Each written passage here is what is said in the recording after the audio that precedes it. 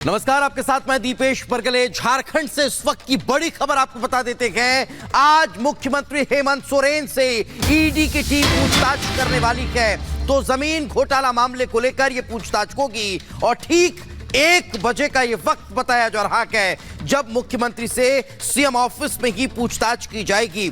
आपको यह जानकारी दें कि पिछले 2 दिनों से लगातार इस पूरे मसले को लेकर ऊहापोह की स्थिति नजर आ रही है। आपको जानकारी दें कि दिल्ली आवास पर ईडी की टीम पहुंची थी और लंबी तलाशी के बाद एक BMW कार, 36 लाख रुपए और कई दस्तावेज बरामद हुए थे। उसके बाद आज अब ईडी से हेमंत सोरेन का सामना होने वाला है। तो झारखंड के मुख्यमंत्री हेमंत सोरेन से आज ईडी की टीम पूछताछ करने वाली है।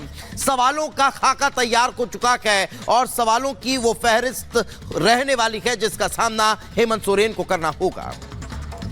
और ईडी की कार्रवाई को लेकर जिस तरह की गहमा गहमी है उसे देखते हुए सुरक्षा बहुत महत्वपूर्ण हो जाती है और इसीलिए पूरे रांची की अगर हम बात करें तो मुख्य स्थानों पर धारा 144 लगी हुई है। 7000 पुलिसकर्मियों को तैनात किया गया है ताकि अगर जेएमएम के कार्यकर्ता किसी तरह का उपद्रव करे, हंगामा करे तो हालात को काबू में किया जा सके। आपको बता दें कि सीएम ऑफिस हो, आवास हो या फिर राजभवन हो, यहाँ 100 मीटर के दायरे में 4 लोगों का इकट्ठा होना मना है। धारा 144 लगाई गई है, यानी यहाँ कार्यकर्ताओं को जुटने नहीं देना है। हेमंत सोरेन सीएम से आज पूछताछ करने के लिए ईडी की टीम पहुंचेगी और ईडी की टीम ने सुरक्षा भी मांगी है क्योंकि बंगाल में हमने देखा था कि ईडी की टीम जब छापेमारी करनी पहुंची तो किस तरह से कर्मचारियों पर, अधिकारियों पर हमला कर दिया गया था। वैसी कोई स्थिति यहां पैदा ना हो, इसके लिए खास तौर पर इंतजाम किए गए हैं।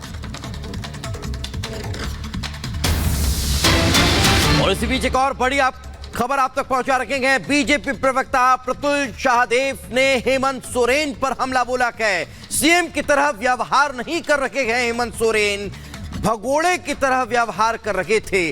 प्रतुल शाहदेव ने यह कहा है कि सीएम की तरह व्यवहार हेमंत सोरेन का नजर नहीं आया, भगोड़े जैसा व्यवहार सोरेन के द्वारा किया गया। आपको जानकारी दें कि मुख्यमंत्री हेमंत सोरेन से आज ईडी पूछताछ करने वाली है। उस बीच कई तरह के आरोप प्रत्यारोप का दौर चल रहा है। मुख्यमंत्री फरार थे 40 घंटे तक, कोई अता पता नहीं था और अभी भी वो नहीं बता रहे वो कहां थे और पूरी सुरक्षा घेरे को छोड़कर। तो ये साहब, आप राज्य के मुख्यमंत्री हैं या कोई भगोड़े अपराधी? आज ईडी उनसे पूछताछ करेगी और मुख्यमंत्री जी से हम फिर आग्रह करेंगे कि मुख्यमंत्री जी थोड़ा 2-4 बादाम ज्यादा खा ले, यादाश्त ठीक रहेगी। तो जाहिर तौर पर मुख्यमंत्री पैनिक स्टेशन पे हैं और जिस तरीके का उन्होंने 70,000 करोड़ का घपला घोटाला का आरोप लगा, पैनिक होना भी चाहिए।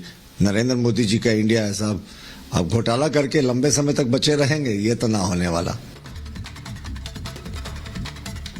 इधर पिछले साल जून के महीने में मोदी से मुकाबला करने के लिए तमाम विपक्षी पार्टियां जुटी और IANDAI नाम का एक गठबंधन तैयार किया, लेकिन बैठकें शुरू ही नहीं हो पाई, सीट शेयरिंग का फॉर्मूला नहीं बन पाया, कोई कॉमन मिनिमम प्रोग्राम नहीं बन पाया और धीरे धीरे सब बिखर गए। और सबसे पहले अगर दिल्ली की बैठक करें तो वर्चुअल बैठक हुई जिसमें नीतीश कुमार और ममता नाराज हो गए। उसके बाद तो नीतीश कुमार टूट कर एनडीए में चले गए और अब अखिलेश यादव ने IANDAI गठबंधन की कमर तोड़ कर रख दी है क्योंकि IANDAI गठबंधन से अलग होकर 16 सीटों पर बिना किसी से चर्चा किए अखिलेश यादव ने अपने उम्मीदवारों का ऐलान कर दिया है। खास रिपोर्ट आपको दिखाते हैं।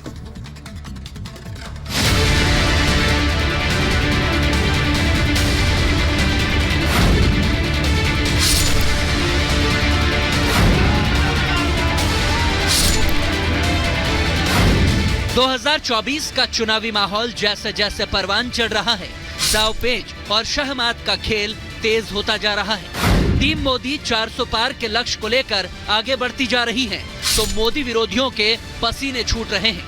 यूपी से बिहार और बंगाल से झारखंड तक हर मोर्चे पर इंडी गठबंधन मानो फेल होता जा रहा है।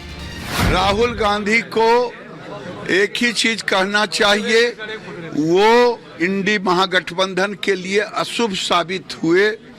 जहां जहां जा रहे हैं वहां वहां गठबंधन टूट रहा। इंडी गठबंधन को नीतीश कुमार छोड़कर चले गए। कई नेताओं पर भ्रष्टाचार में गिरफ्तारी की तलवार लटकी है। पहले चुनावी टेस्ट में भी मोदी के विरोधी फेल हो गए और यूपी में भी इंडी गठबंधन को एक झटका लगा है। क्योंकि लोकसभा चुनाव से करीब 2 महीने पहले ही गठबंधन में सीट शेयरिंग फाइनल न होने के बावजूद समाजवादी पार्टी ने उत्तर प्रदेश में उम्मीदवारों का ऐलान कर दिया है। सपा ने 16 लोकसभा सीटों पर प्रत्याशियों की सूची जारी कर दी है। अखिलेश ने इस लिस्ट में अपने परिवार को प्राथमिकता दी है, क्योंकि मैनपुरी से उनकी पत्नी डिम्पल यादव ही चुनाव लड़ेंगी और बदायूं से उनके भाई धर्मेंद्र यादव को टिकट दिया गया है। तो फिरोजाबाद से अक्षय यादव को उम्मीदवार बनाया गया है और संभल से शफीकुर रहमान बर्क प्रत्याशी होंगे। इनको मिलाकर कुल 16 ऐसे लोग हैं जिनको सपा की पहली लिस्ट में जगह मिली है। इस लिस्ट को अगर देखा जाए तो अखिलेश यादव ने अपना पीडीए फॉर्मूला अपनाया है, क्योंकि 16 नामों में 11 ओबीसी प्रत्याशी हैं, तो एक मुस्लिम उम्मीदवार हैं, एक दलित, एक ठाकुर प्रत्याशी को भी मैदान में उतारा है, तो एक टंडन और एक खत्री अखिलेश की ओर से उत्तर प्रदेश में हाथ आजमाएंगे। इसके अलावा अखिलेश यादव ने सपा के लिए वाराणसी और मिर्जापुर लोकसभा सीट पर प्रभारी भी घोषित कर दिए हैं। मगर टेंशन खड़ी हो गई है, क्योंकि अखिलेश के इस ऐलान से कांग्रेस भड़क गई और समाजवादी पार्टी पर इशारों में ही एक तरफा ऐलान करने का आरोप लगा दिया। तो बीजेपी भी इस हालात पर चुटीले तंज कसने में लगी है। समाजवादी पार्टी ने जो लिस्ट जाहिर की है उसके बारे में जानकारी वही दे पाएंगे, उसके बारे में मुझे जानकारी। 500 का सिलसिला चालू जारी है, उसके चलते हुए अगर उन्होंने कुछ किया हुआ है और एक तरफा अगर हो रहा है तो उसके बारे में जवाब वही दें तो बेहतर होगा। हम पूरी ताकत चुनाव लड़ेंगे और हम लोग भारतीय जनता पार्टी को हराने का काम करेंगे। जनता का मन बन गया है, 2024 में केंद्र में बदलाव होगा और इंडिया एनडीए को हराएगी। समाजवादी पार्टी जिस तरह से एक तरफा फैसले ले रही है, ये स्पष्ट है कि उत्तर प्रदेश में अब किसी अलायंस की कोई गुंजाइश बची नहीं है। और जो सूची जारी की है इसमें भी 3 परिवार के सदस्य उन्होंने घोषित किए हैं। इस बार साइकिल की पैडल मारने लायक कोई एक भी उम्मीदवार जीत पाएगा, इसको लेकर के अब संदेह है। ये तो सियासी बवाल गठबंधन के अंदर चल ही रहा है, लेकिन लोकसभा चुनाव से पहले महापौर के चुनाव में भी इंडिया गठबंधन को पटखनी मिली है, जिसे लोकसभा का ट्रेलर बताया जा रहा था। क्योंकि मेयर चुनाव में मिलकर लड़ना और परिणाम को लोकसभा चुनाव से जोड़ना इंडी ने खुद ही तय किया था। वो कैसे, आप खुद ही सुनिए। इंडिया गठबंधन का पहला मुकाबला, पहली चुनावी फाइट, ये 2024 के चुनाव का आगाज करेंगे। इंडिया अलायंस का जीतना तय था और अपनी हार को सामने देख बीजेपी ने षड्यंत्र रचे। इंडी गठबंधन की हालत तो ऐसी है, ना अलग अलग रहकर मोदी को हरा पाते हैं और ना साथ मिलकर मोदी का कुछ बिगाड़ पाते हैं। 2024 के लोकसभा चुनाव में मोदी का किला ढहाने की बात करने वाले मेयर चुनाव में ही धराशायी हो गए। चंडीगढ़ के महापौर के चुनाव में इंडी का पहला टेस्ट था, जिसमें वो फेल हो गए। बड़े अंतर से जीतकर बीजेपी ने यहाँ पर अपना मेयर बना लिया है, जिसके बाद अब सियासी बवाल भी शुरू हो चुका है।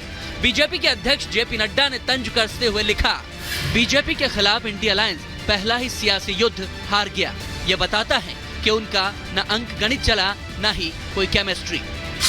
मेयर चुनाव में कांग्रेस और आम आदमी पार्टी मिलकर लड़े थे, इसीलिए इसे इंडी की पहली बाजी माना जा रहा था, मगर वो इसे गंवा बैठे।